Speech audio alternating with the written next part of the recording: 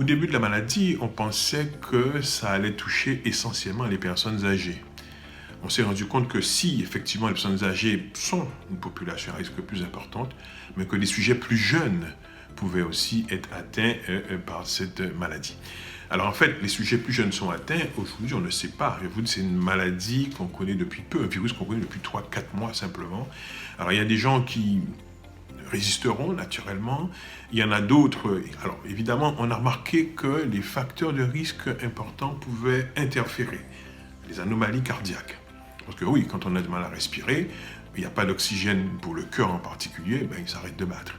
On a remarqué que l'obésité, l'hypertension, toutes les personnes qui ont des grosses maladies, les gens qui se font dialyser, des insuffisants rénaux, des diabétiques aussi, sont effectivement beaucoup plus touchés par la maladie et font plus souvent des formes sévères, voire des formes graves.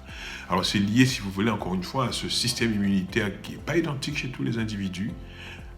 Mais bon, voilà. Alors, donc, en gros, on ne sait pas bien, en fait, pourquoi les sujets plus jeunes. Récemment, nous avons appris qu'une jeune fille de 16 ans était décédée sans qu'on ait trouvé de signes particuliers.